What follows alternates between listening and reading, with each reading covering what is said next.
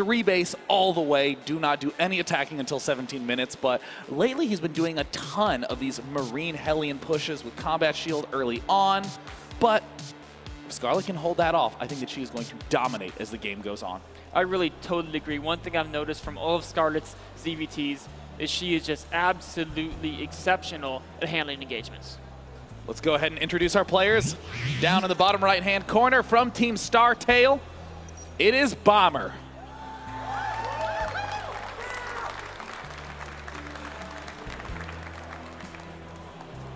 And over at the top left-hand side of Ohana, we have Acer's Scarlett.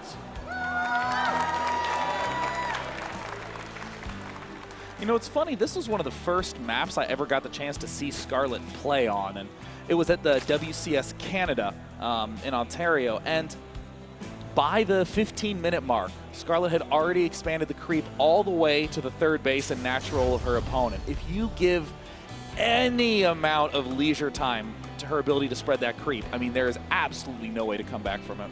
I 100% remember that game. It was versus Derby in the winter bracket finals of that match, and she was so dominant. Not only did she spread creep to his third, as soon as he started moving out to push that creep back, before he even got 1/3 of the way across the map, there was Broodlords waiting for his Marine tank composition, Fungal's waiting to stop the Marines from getting his Broodlords. I mean, like you said, if you sit back and let her macro, her unit control is too good once she gets that large army up. But Bomber, I don't think he's a player to sit back and just say, all right, let's just have you do your thing, me do mine. No, I think he's going to get in your face early.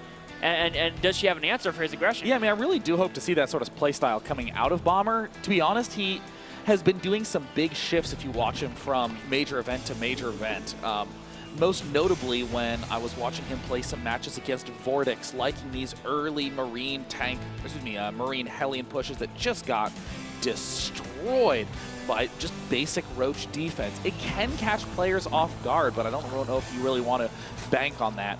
Bomber now taking his early expand, that is his staple setup, but this is especially a map where it's common to go for the mech play as a Terran player, opening up with the fast double gas after that second supply depot is started, so that way you can begin the Hellion Banshee production right away. And mech is so good on this map because one of the weaknesses of mech is mobility. Your opponent can counterattack with Roach drops, with Roach run-bys. But Ohana, it's so easy to cut off the map. If you're positioned in the middle of the map, your opponent has a very hard time circumventing you because both those left side and right side bases, the entrances to those bases face inward into the middle, so that the tanks can really just cut off all the motion around the map so easily. Uh-oh, it looks like Bomber is going to be doing one of those early aggression pushes. He has a single refinery, and this is the play that he generally does when he wants to be going for an early combat shield play. But there's no second gas, which looks like it won't quite be a factory. Something that we don't see as much in this matchup, but still totally reasonable, is to do just early basic barracks pressure. Almost everyone wants to go for the Hellions, but given that Ohana is a small and quite narrow map, it's very easy to put on pressure with just Marines.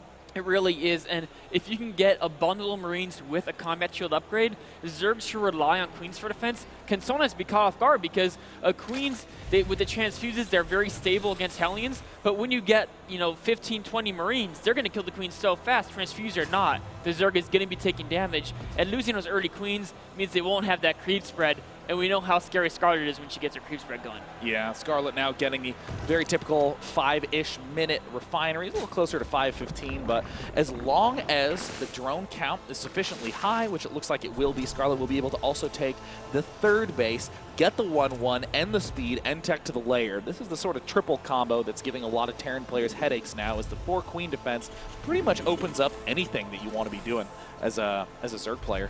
It really does. Bomber, a little bit interestingly, going for that reactor instead of the tech lab, opting for quantity over quality. The factory's right next to it. Do you think he's eventually going to swap that over and do some reactor.Hellions with a ton of Marines and just, say, you know what, I don't need combat shield or a stim. I'm just going to get so many units that they're just going to run you over. Yeah, I mean, I've seen Bomber do variants on this style. Most notable one is the early combat shield, followed by factory, but looks like Bomber is still experimenting, still trying to perfect, because if you do have a push that can do that damage early enough, there's just so little that your opponent can do. And now it looks like Scarlett is getting those extra evolution chambers. The +1 is incoming. Scarlett's still making pretty much exclusively drones, but now starting to add on more Zerglings. What nice timing. It really is. I mean, the question is can she figure out what Bomber is doing? Because she needs to get a huge speeding count to be able to handle the Marine count that Bomber is going to throw at her. Or she could actually go for Banings. If she has good enough creep spread, Banings are going to be so powerful. The Marines don't have stim, they can't run away. The Hellions can run away, but I mean, once the Banings or once the Marines are dead, the Queens can easily defend any Hellions. Yeah, that's really going to be the big question, is how will this transition pan out? It looks like Bomber is going to be excited to see that there is this early third base. This is exactly what Bomber's timing is designed to hit. Notice that the combat shield about halfway done. He's going to be moving it out when it's about 75%. He's going to be hitting this third base before it's even really gotten running. And he's gearing up. He's already planning to take a third behind us. And this is interesting. A lot of people, when they see this command center go down, they're like, wait a minute. If he's attacking, shouldn't he put more effort behind attack? But he was already hitting max production. Adding in more production buildings, they won't come up in time to help the attack. So getting the command center behind you is a great way to use a little bit of that extra minerals that you're building up as your economy progresses through the game. But he's moving out, and he has got some mean intent. Looks like the Baneling nest is very nearly done. Scarlett desperately trying to make enough Zerglings, but oh no! Forgetting the +1 armor upgrade, only getting +1 attack. That is going to be so painful in the late game. But can she even get there? This attack is going to be brutal to defend. That's so many Marines. The speed is going to get good surround, but the Hellions are there to answer. Oh, it looks like getting an excellent surround, as you say. The Hellions starting to get to the front, but look at Bomber distributing the damage across all those units, and it looks like Scarlett has to retreat. Will she have enough time to make those Banelings? It looks like Bomber's continuing to push. Zergling count is still quite thin. I don't think she needs Banelings. She's got so much production here with that very fast fourth hatchery. She held that off without a problem. Oh my god, it looks like Scarlett has thwarted the attack without even needing to use that many high-tech units. 3 Queens pushing it all back. Scarlett has successfully deflected the early attack. And this is in such a good spot for her. Bomber's tech is significantly delayed. Scarlett's going to have an upgrade lead with her armor being in line with Bomber's upgrades, but her attack already being done. Infestation Pit is finished.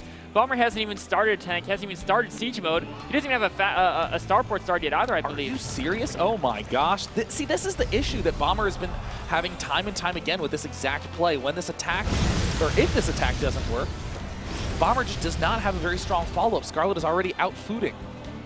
Yeah, she really is. And look at that creep spread. This is a creep spread that you might see in an average game, but would you expect to ever see creep spread this far, this early against an opponent who isn't teching and just massing units like Bomber was? I mean, that's just phenomenal. Yeah, I mean, this is just absolutely top-notch play out of Scarlett, but Bomber looks like he is not going to give up easily. He's going to start to scan to remove those creep tumors. Scarlett will soon control the watchtower with Queens. Oh, and man, look at that Overlord. So annoying to Bomber, creeping up his third base. And meanwhile, Bomber scanned to kill tumors, but he missed the 2 in the front. He only killed the ones in the middle, which really doesn't actually kill any of the creep at all. God, I mean, this is true Zerg form coming out of Scarlett. They're at the watchtower. It's just... How often do you see Queens at the opponent's watchtower on Ohana, and notice was not a Nidus opening. This is just insane creep tumor spread. The Infestors are on the way, and she's still droning up. Queen count up to 6 right now. 34 Zerglings, hardly any ground army, making only just enough. 7 Festers on the way. No hive started yet, but the 4th hatch is halfway done. With this creep spread, Scarlett can even go ahead and take a 5th hatch soon enough. Creep being spread not just towards the Terran, but to both sides, and that's really the critical piece to the puzzle on this map. As long as you can control movement laterally, you're going to be very comfortable against counters. Oh, the Queens. Oh, good. Just retreating just in time. Palmer's saying, I don't want that creep right in my face. Let's figure some of it out. But if he goes too deep into creep, she's got Banelings. And he doesn't have any, there's no support for the army. There's just Marines and Hellions, no medevacs, no tanks. Hive has just gotten started. Zerglings surrounding most of the Hellions, eliminating all but 1, and this is the worst possible situation to be in as Bomber. Your Hellions are gone. The tank count at only 3. There's virtually no way to step forward into the middle of the map, and that means that Scarlett can pretty much spread creep unabated. And the key thing there, Bomber, he pushed the creep back at Scarlett. So quick on retreating those Queens. They're coming back, and they're just going to spread that creep right back again towards Bomber. Oh my god, it looks like Scarlett is not going to wait at all. No Broodlords necessary, just flooding down with infested Terrans. Excellent fungal growth. Zerglings popping up to the high ground. A simple retreat, but an extremely efficient trade. And I mean, just trading Zerglings and Infestor energy for a lot of Bomber's key units. Zerglings to Scarlett are like paper. I mean, she can rip them up, throw them everywhere, and print out some more, no problem. That's an amazing analogy. I love that. Oh, Oxlaw, that is so win. Scarlett continuing to spread the creep to the right and left, and I really like emphasizing this creep spread to the right side of the map. Absolutely shuts down all of the drop potential, and look at the natural expansion of Bomber. Wow. Oh His supply depots are under creep at his natural. She's pushing him in every which way. The queens are going non-stop with the creep timbers. I mean, it was just about a minute ago that he actually scanned and cleared up all this creep in front of his third. It's right back there. It's like no matter what you do, you can't stop it. Oh, but his dropship coming along the left side, and I don't. Oh, does Scarlett have over coverage? She has just one far back at the main. But that dropship can get there, do some good damage. There's nothing here to defend. I think she's relying. She has perfect vision on the right side with over coverage. The left side, though, a little bit lacking, and Bomber's going to take advantage of that. These aggressive moves always look so good. The mass creep spread, the Zergling infester right outside the front, but it's really the defense that gets you championships. Can Scarlett hold on against annoying aggressive drops plaguing the left side of the map? Looks like Bomber smartly waiting for this expansion to finish, but God, that creep spread is so intimidating. Queen still at the front lines. Oh, Bomber moving out. Scarlett says, you know what, I'll give you the front. Let me clear up your base and get my Broodlords down to battle. But, I mean, Bomber's having such a hard time getting out of his base here. We see small smatterings of Marines. The Queen's there at the front, going to be able to help keep things alive. Nice transfuses. But Bomber is getting very aggressive. Sacrifices herself for the rest of the Storm to escape. And that Infestor Crowd, I love how she's preserving a lot of that energy. She knows it's not time to do a major engagement. Wait, oh, the Broodlords are morphing a little bit too close to the army, though. They've got to cancel. Scarlett gonna have to do a big pullback. Are there enough fungal growths? The Zerglings just sitting idly on the left side. Where are they? They need to begin to step forward. Is Scarlett gonna throw this game away? Oh, I don't know. I think she's waiting for Bomber to get closer and closer, and she might hit a full surround on them pretty soon. Or maybe she's trying to buy time for Broodlords. I think it's got to be it. Well, there's only 2 Broodlords in production. There's currently 100 Zerglings on the map. Her teammate Nerchio, very well known for a mass Zergling defense. And there some Broodlords are done. It looks like spreading forward. The Zerglings on the left, staying still. Scarlett still not engaging with the Zerglings. I think she just forgot about that group, but you know what? She's actually starting to push this back with just the Zerglings she has and those infestors. Oh, if Scarlett looks at the mini-map once, she's going to see a huge blob of Zerglings on that side, and there she finally spots them. Now they're desperately rushing to defend this expansion. Will it be enough? Could have been the last missing set of units that she needed to hold on. And this is such a tough spot for Scarlett. She's lost those infestors, and it was just a perfect game, but then a small oversight in forgetting about that speeding group. But Bomber brilliantly, he is not going to let any mistake go unpunished, surrounding this expansion, just demolishing it with Marines. The Zergling count might be high enough to barely repel, but the real question is, can Scarlett recover? Can she hold on beyond this? There are 6 infestors in production. Queens, Zerglings essentially just rallied to the expansion. She's just throwing everything she has at Bomber. I love how she's replacing Queens, knowing that she lost them. She needs to get those injects back on track. And look at the rally, though. It's nothing but a red line across the whole map. Bomber is just cranking out Marines like a maniac. The tank count's dropping, but there's so many Marines. Oh, God. Scarlett just forgetting about units in a moment of adrenaline. Looks like may have tossed the game away. Can Scarlett just calm down? SCVs are joining the battle. Bomber knows this is his shot to win. Well, Bomber has nowhere else to expand. There's creep covering every last expansion on the map. I mean, yeah, he has to kill her here because his natural is pretty much done. His third is all he's got, and he pulled so many SCVs, but you know, he just might do it here. He's taking out the third, the fourth is under fire. That Queen's surrounded by SCVs, and they're not letting her out. Bomber now sending up more units into the natural expansion. The rally line of Zerg units, just perfect fodder for the Stim Marines. Oh, and the Greater Spire and the natural. Looks like it's gonna come under fire, and that might be it.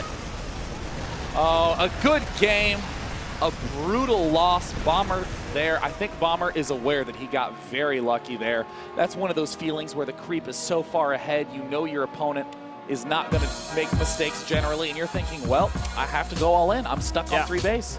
I love the SCV pull that gave him the buffer his Marines needed to finish through the attack. Scarlett, a couple small oversights, a beautiful game. Then all of a sudden, morphing the Broodlords a little bit too close, and of course, forgetting those speed lanes. I mean, just critical errors near the end. You can see it in her face. She's like, I had that game. You know, there's no reason. Yeah, there's the frustration there, but the smile is pretty telling that it hasn't really gotten her too worked up at this point. And in all honesty, I'm super excited for the next match. On Ohana, one of the smallest maps in the map pool, results in very quick games like the one we just saw. Could be a much longer game. Coming up to game number 2. Whatever you do, don't go anywhere, because when we come back, game number 2 of Scarlett versus Bomber.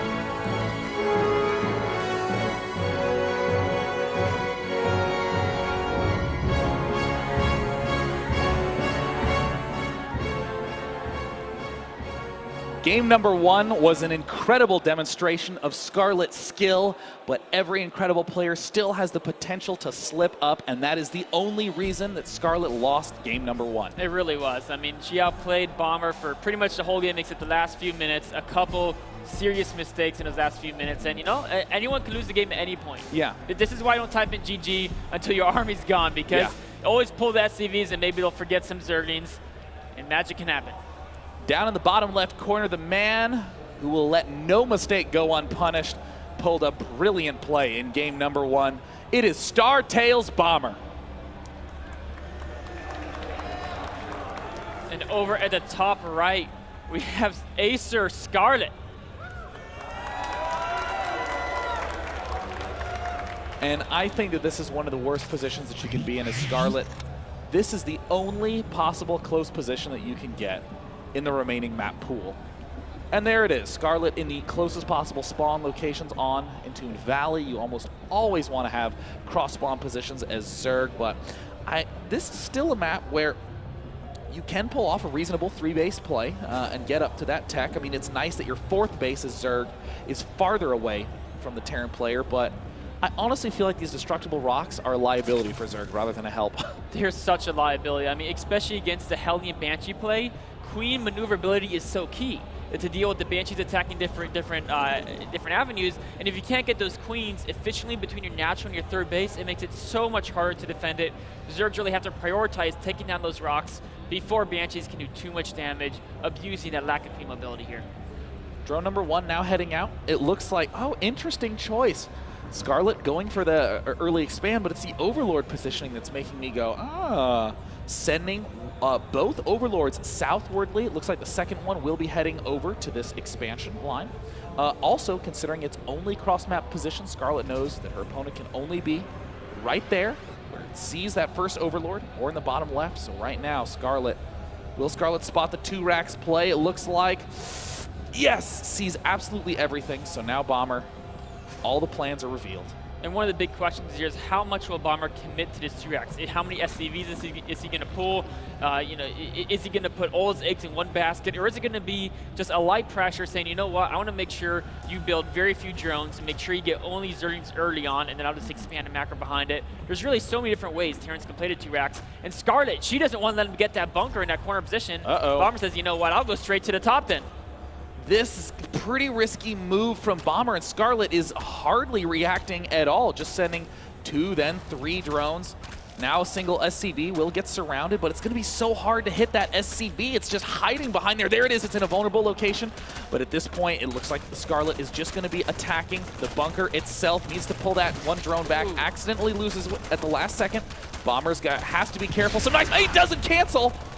Oh no, that is an incredible blunder from Bomber. It looks like he knows it and he's just going to expand. He's like, you know what, if I don't have money to keep building more bunkers and Marines, there's really no point in continuing this pressure. Scarlett intelligently realizes this as well, doesn't put down that Spine Crawler, doesn't make any more Zerglings, and this was really well handled by both sides pretty much, I think. This is actually, in my eyes, the hardest position to be in as Zerg, because the Terran player is pretty much automatically just building. Oh no, it looks like there's not quite enough Marines. Does Scarlett engage? Absolutely, sprinting right up the ramp. SCV's being pulled off. 1 Zergling pulls to pick off the SCV building the command center and gets it. A nice delay tactic. Great micro by Scarlett there. She focused 1 SCV down on the ramp before treating, as well as killing that 1 building the command center. And you know what, as a Zerg player, would you trade 3 early Zerglings for 2 SCVs like that? I absolutely think that that's a good play, especially given that there's that barracks cancel. Almost automatically, you know, the Terran player is going to be building almost non-stop Marines at this point in time until they get this complete wall-off going. So Scarlett, I think, very bravely built no Zerglings back home after those initial 8. Is going all drone, and now Bomber's the one who's really having the defensive footing. He is. It's so interesting how he's defensive when he's got 5 Marines and she's only got 3 Zerglings. I think he's starting to realize that, hey, wait a minute, something's fishy going on. These Marines, he's going to try to take some map control back. Yeah. And these Marines are obviously not going to damage Scarlett. The Queens can easily handle them. But the Marines there aren't just to put damage. They're to hide what could be coming behind him. Scarlett says, you know what, 5 Marines aren't a threat, but what if there's an SCV train and 10 more behind them? She has no idea. She has to assume that this could be a potential threat here. So the question for Scarlett is, how does she transition out? Do you go for the faster layer to put more pressure on? Do you go for standard upgrades? And it looks like, yep, going for that early, very standard Zergling speed, even though Bomber's initial attack pretty much volleyed. Okay. Bomber is still in it. Scarlett's... They're both in a great shape. They're both in fine, actually, yeah. They're both totally fine here. Scarlett with a slight food advantage, but Bomber, his 3rd orbital is finishing, and she hasn't even started that 3rd hatchery yet. So Scarlett's looking to have a little bit, maybe a tech advantage with the speed already started, maybe a little bit of a worker advantage as well. But Bomber's got a ton of production with 4 barracks, and he's got a ton of economy with 3 orbital commands up. This is the danger period for the next 2.5 minutes. While these destructible rocks are up, but there is absolutely no set of units that you can really get as Zerg to take it down very quickly. It looks like Scarlett's answer to that possible threat is to spread the creep so far forward that it's extremely dangerous for the Terran player to really put himself in that position. And God, Scarlett has amazing spider sense, building an extra 8 Zerglings right as this push begins from Terran. She just has these timings figured out to a T. I think, I mean, the creep spread is so correct. This is her answer to everything. You know, don't let him get there. spread the creep across the entire map. Bomber's moving out these Marines, but behind us, he's going double factories, and he's not using his barracks anymore. There's not even a tech lab on one of them. So maybe he's just actually going to go pure mech behind us. It's really hard to tell. Well, it looks like Bomber is literally building this as a suicide squad to take down the hatchery. Scarlett, having the Zerglings engage on accident. A tremendous blunder. Now Bomber's almost guaranteed to take this down. The Queens are trying to get in there, but they're just a little bit too slow. A forced cancel. And these Marines, they may not have an easy way out, but they're going to make one heck of a last stand behind this gas. Going to maximize all the efficiency, even picking off an Overlord. Scarlett trying to surround the Queens, getting into the front, but Bomber will be able to pick off considerable units. And that was an amazing play from the Startail Terran. It really was, and 100% worth it. His third Overlord has been done for so long. And now, I mean, she's just going to be starting her third base now. And those Marines, I mean, the Marines lose their value as the game goes on, unless you get Stim Pack, unless you get Combat Chill, unless you get upgrades for them.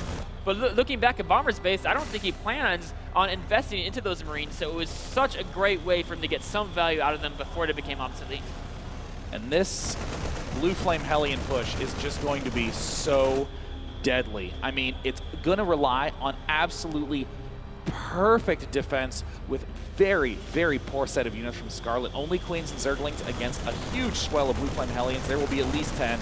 And they're being produced 4 at a time with the movement speed and the build time. I mean, the Blue Flame rally is going to be so insane. And Scarlett, she has no idea this is coming. All she's seen is Marines the entire game. How can she expect to see that this giant heli move out when it does move out? I mean, what can she do to respond to it? She has no Roach Horn. And there it is, an amazing transition from Bomber moving out with 9 Blue Flame Hellions.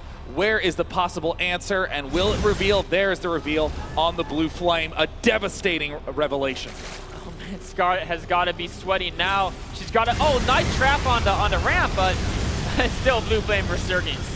Blue Flame versus Zergling never going to turn out very well for the light armor units. Scarlett is going to need to control her heart out if she wants to stay alive. Everything is lining up.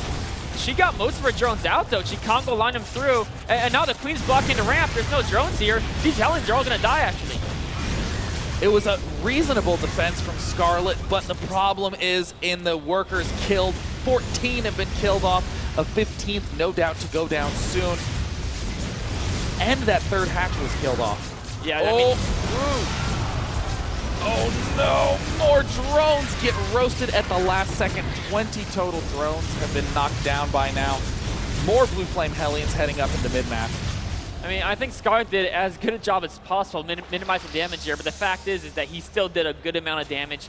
And like you mentioned, that cancel on third put her in just such a rough spot. Bomber now getting his 5th and 6th gases. His 1-1 upgrades are almost complete. Scarlett realizes now what's going on. She's trying to switch over to Roaches, but the problem is that with her economic deficit, how is she really going to be able to trade versus the mech army? Because you can't get those mass Roach numbers that you need to overwhelm it. The one edge that you do have as Zerg is knowing that your opponent had to have some either reactors on the factories or a lot of factories without tech lab to be able to pull that kind of play off. There were so many Hellions that it means that there's really not a lot of Thors and or tanks for the Terran players. So now as Scarlett's moving forward, has a small window where some Roach Infester can actually do a reasonable amount of pain to Terran. It really can. I mean, she could opt to just crank out Roaches and try to punish his third. It looks like, though, she just wants to build drones and try to get back in the game economically, meanwhile trying to control the map. Oh, the Thors are running down the map. And it looks like Scarlett is going to attempt an engagement, but no, instantly starts to pull back. There are 7 Infestors on the map. May very well be yet another move forward by Scarlett as she continues to creep up mid. Oh, I totally love Bomber's decision to pull back there. If he was out on creep when the Infestors came to join Scarlett's army, he would have been in so much trouble. The Marines and Hellions were such a key part of that, and when the Fungals take those out, the Thors alone would get overwhelmed by transfuses. Yeah, I mean, at this point in time, it's a good defensive position, but it's a very temporary position. Hive now starting for Scarlett. The Roaches are making an appearance. How is the resilience of the Zerg player? That's the real question. Bomber has gotten to set himself up into just ultra turtle mode. Mass upgrades. Yeah, he really has. I mean, the mass upgrades, the mass command centers. I mean, look at that third base. Here's 3 command centers being produced right there. Not to mention, he's up by, what, 35 food now, and this is 35 food of Thors. I mean, yeah, there's some Hellions mixed in, but a lot of it is Thors and tanks. And Scarlett does have some infestors, but she has a lot of roaches, so it's almost even worse than the food can show because the roaches aren't very food efficient. Of course, Scarlett, though, can be so efficient with infestors. And, I mean, look at that creep spread. This is a huge map, and she's already covered the whole thing.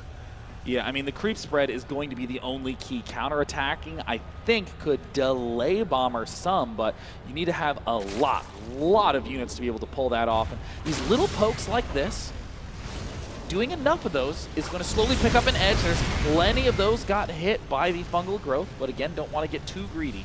No, not with those siege tanks there. You cannot afford to lose any infestors here. And talking about the counterattacks, that is going to be key to her play. Bomber knows this, though. Build a sensor tower and utilizing those barracks he made in the early game to get a very strong wall for the natural. Normally, mech players have a depot wall off, which roaches can break down fairly easily. Yeah. The barracks wall off is going to buy twice as much time, which could be very key to deflecting counterattacks. Scan, it looks like Bomber's gearing up to move out. Max has just been achieved. 2-2 is almost done. Just an impeccable series of attacks by Bomber. It really is. His timing, superb. Scarlett's Greater Spire is just started. She's got to find an answer without the Brooders. And there it looks like a lot of Banelings being morphed in. Somewhat of a counterintuitive unit to build, but the Thors do tend to clump up. And it looks like here's an engagement. Oh, a terrible angle for Bomber. All the tanks at the front. Oh, Bomber engaging at an atrocious angle. And now all of a sudden, a Queen-infested Terran Roach Zergling army is stepping into the fray. So much energy. Where did that energy come from? Tanks desperately trying to target fire down Queens. But that is the big break that Scarlett needed. And look at what she lost. All the infestors survived. All the Queens survived. She only lost Roaches and Zerglings. It's like she said, you know what counters mech if I can get the Broodlords? It's got to be Marines. Yeah, all I have to do is wait for him to attack, and then I'll win. Like, the logic is insane. In the midst of that, Scarlett securing a 5th base, retransfusing all weakened units.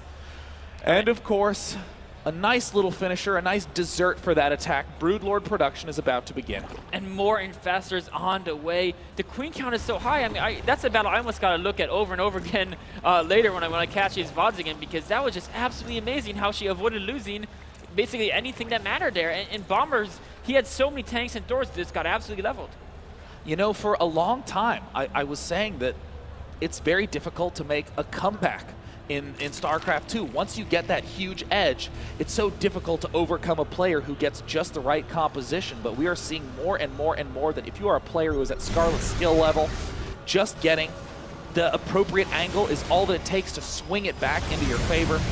And it looks like Scarlett, again, with this very unusual massive Queens leading the front lines, is getting into a good position, and now Vikings desperately being produced.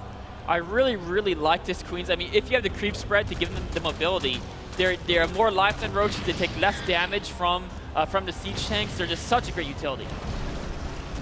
Ooh, the Broodlords are coming in, but Bomber, he's ready for this with the Vikings. And it looks like there's the spring forward. The Queens, what will they be attacking? It looks like there's some fungal growth being thrown down. Excellent transfuses on the Broodlords. They are not dying, but the tanks are sieging up. That means that the Queens are going to start to fall at an accelerated pace. With 5 Broodlords, Scarlett looks like she is not going to relent anytime soon. The infestor energy does remain extremely high. And how on earth is this possible, Oxlov?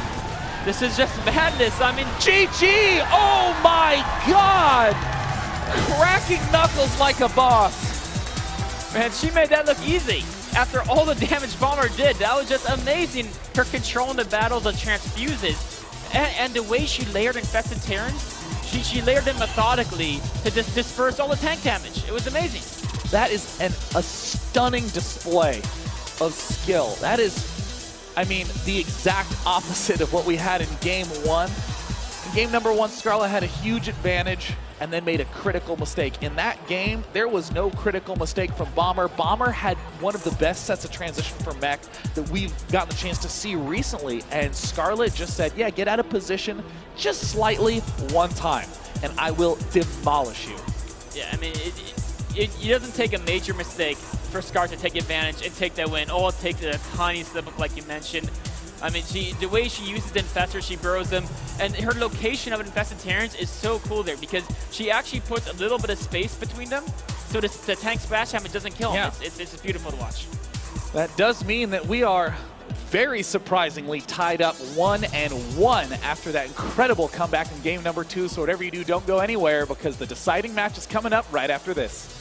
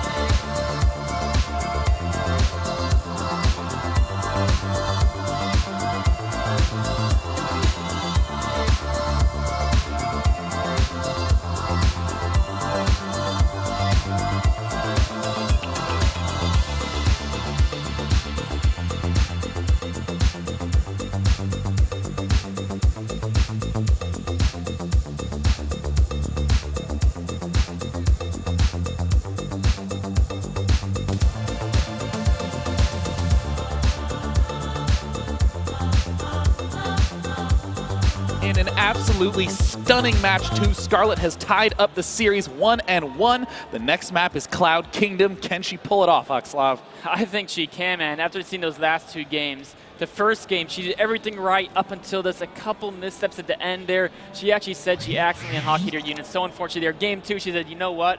I'm going to take this guy. I knew I had a game 1. I'm going to make a comeback here. Down in the bottom left, one of the most popular Korean players and one of the most successful, a GSL Code S level player, Startail Bomber. And over in the top right with an amazing comeback in that last game, we've got Acer Scarlett.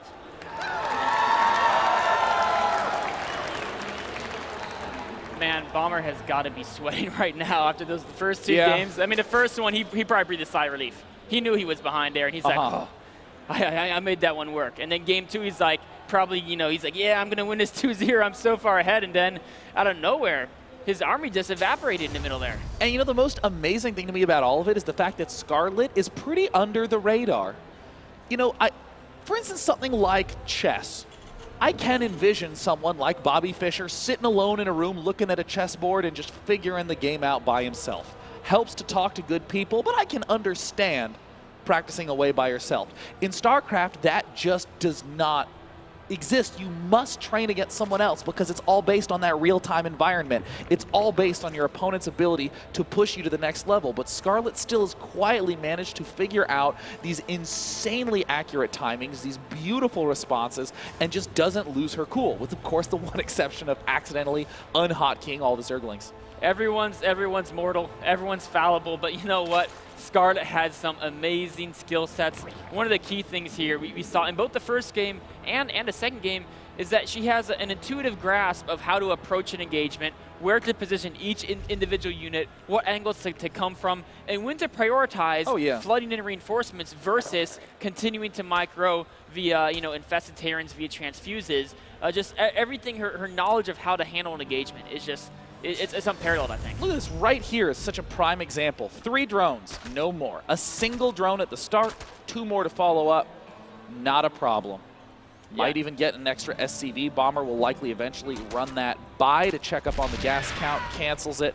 Scarlett goes right back to mining with these 3, and look, the timing even lines up so that way the drones get back. It's that sort of, is impeccability a word, Oxlov? It is now. Scarlett's impeccability in her defense is absolutely amazing. One really awesome factor as well is that she didn't even save Larva.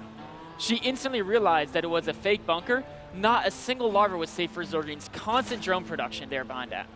Now, we've been given tons of props to Scarlett throughout the series, but let's talk a little bit about Bomber, what he's been doing well and what he needs to adjust.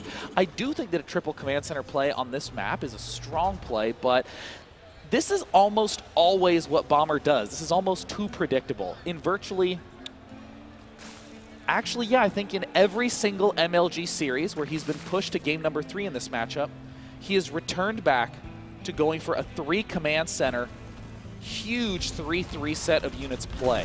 What will how could Bomber adjust that for the sort of modern styles? That's a really good question. I mean, I do like the opening, especially against Scarlett, who, I mean, when's the last time you've seen Scarlett do some type of weird rush build or even mix in some speeding attacks early in the game? It's pretty much non-existent. She's always defensive. So I do like the build, especially because, like you mentioned, it might be predictable. He's practiced it so many times that he's very proficient with it. But one thing he can mix up is doing a different follow-up. He can even take it one step further, say, I know she's not going to be aggressive. So instead of following up with a bunch of barracks, where if we look on that Ohana game, his early Marine aggression really didn't accomplish anything there. So maybe he could follow it up with playing even greedier, adding in 2 gases after the 3rd CC, and then just trying to get really fast upgrades, maybe something to give himself that advantage in the mid-game that he can then multiply into maybe just constantly denying her 4th to carry out the game for a win later down the road. Yeah, I mean, even continuing on that, Bomber no doubt is one of the best mechers in the world just because he's one of the best players in the world. However, it's funny how that works. Yeah, it's his it's his Marine control in my eyes that really makes them widen and get all wiggly, as Artosis would say. Like, I think that Bomber just wants to fall back on those units that he's more comfortable with. The Marines, we see the Stim coming up. Traditionally, he will go straight for factory with siege mode tech at this point in time. Scarlett even spotting this additional bunker on this backside. Again, not letting anything go to chance. Those queens were there to shut down in no time. Of course, it does slow down the creep spread slightly because now they have to walk back. The next 2 tumors are missed a couple of seconds late, but she's not going to miss much time at all. They're laying down tumors, and she's already spreading out to the front as well, and her front direction as well. Her creep spread is so good. The evolution chamber is going down on the wall. I've seen her actually. This is a big evolution. She hasn't always made this wall with those evo chambers at natural, and occasionally she's paid for it by losing to Hellions. It happens sometimes, but in these last 2 games, even when she was caught totally unprepared by Hellions, she only lost, was it 14 drones to like a 12 Blue Flame Hellion run by when she had no defense. I mean, that's pretty good. And like you're talking about, there's some more evolutions we're seeing out of the Zerg. Now, Bomber has been going for this big Marine play, and it looks like Scarlett is getting, very defensively, a Baneling Nest before a layer.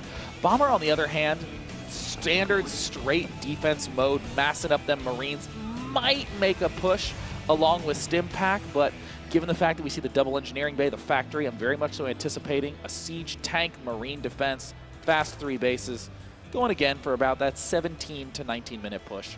That's really what he's looking to do, I think. One of the big questions is, will he go for siege tanks fast, or will he go straight for a 2 medevac and then move out with maybe 16 Marines with a 2 medevacs early? I mean, that's something. It looks like he's going straight for the tech lab, so going for tanks, no starport on the way. This is similar to what he did on the game on Ohana, and you know what?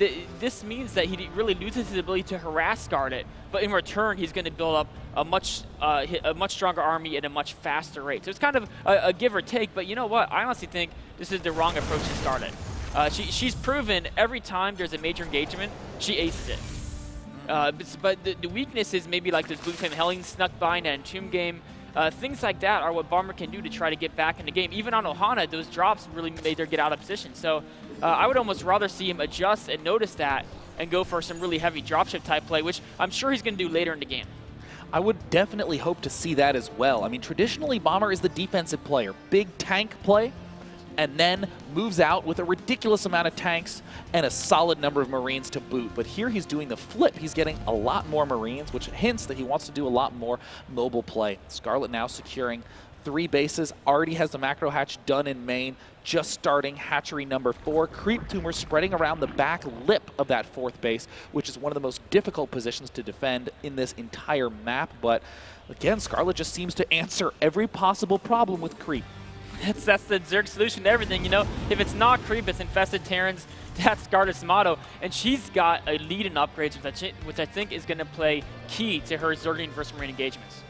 Yeah, I mean, Zerglings are just stupidly fast on creep, and I actually think that Scarlett will creep up the 4th base of Bomber before he even is able to get it started. Extra extractors going up at the 4th base for Scarlett. Scarlett just poking in with some Zerglings, see if there's any vulnerability here. Yep, there's one. Finding that the gas SCVs do have a little bit of lack of defense. Oh, nice little win there. I mean, a lot of Zergs come in, they see a bunker, they see Marines and a tank. They're like, you know what? Let's run away. She says, you know what? Let's kill 2 SCVs, then run away. Those small little things can add up to play a big role in the game.